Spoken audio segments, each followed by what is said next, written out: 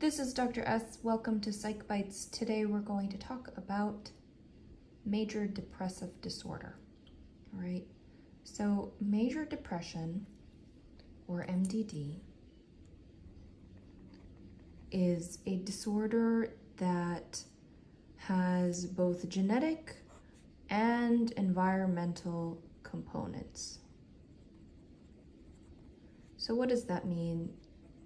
That means that if there are a lot of people in your family who suffer from MDD or depression, you're more likely to get it. Likewise, if you have a lot of stressors in your environment, you're also more likely to get it. Now, is MDD the only disorder that contains symptoms of depression? No, but it is the classic disorder of depressive symptoms. It's characterized by periods. So if the x-axis is time and the y-axis is mood, or we'll say mood. It's characterized by symptoms of depressed mood, lack of energy, lack of good sleep, disturbed appetite, guilt, worthlessness, hopelessness, lack of interest. These episodes, called depressive episodes, last on a scale of weeks, okay?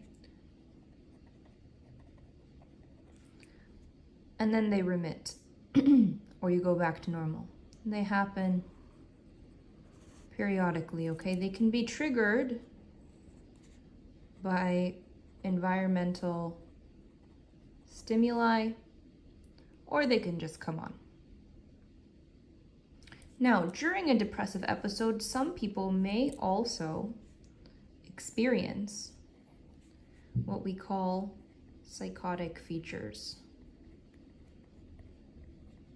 And these psychotic features represent a deviation from reality in a person's mind. So that's things like delusions, hallucinations, paranoia,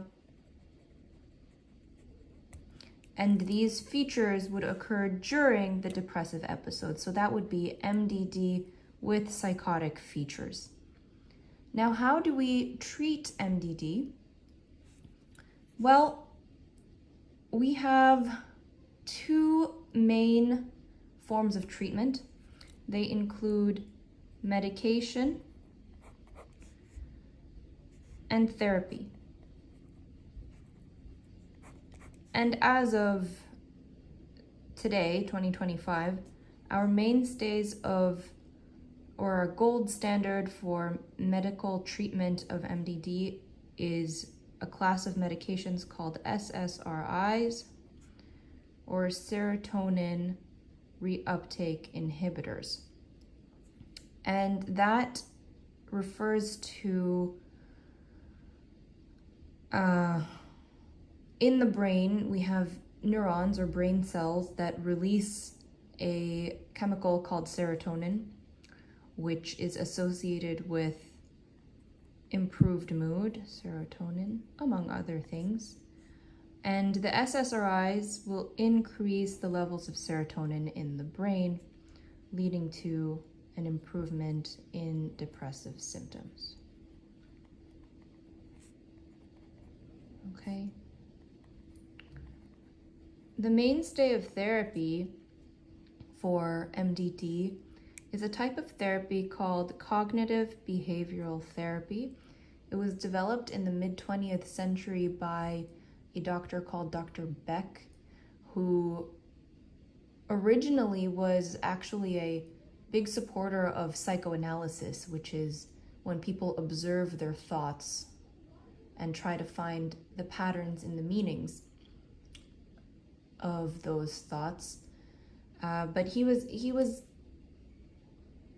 doing a research study on psychoanalysis, and he was shocked and dismayed to find that it was not effective for depression in the way that he was expecting, whereas changing the ways that his patients looked at things, changing their perspective, changing the way that they thought was actually effective, and that's cognitive behavioral therapy. So that's a change in ways of thinking,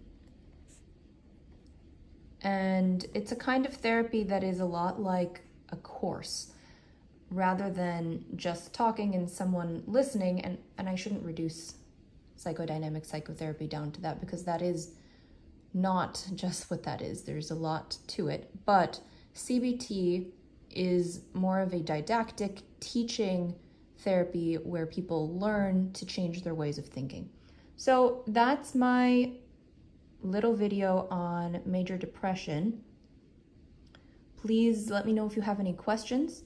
And certainly if you're curious about other disorders that contain symptoms of depression, let me know and I can make a video about that too. All right, thank you very much.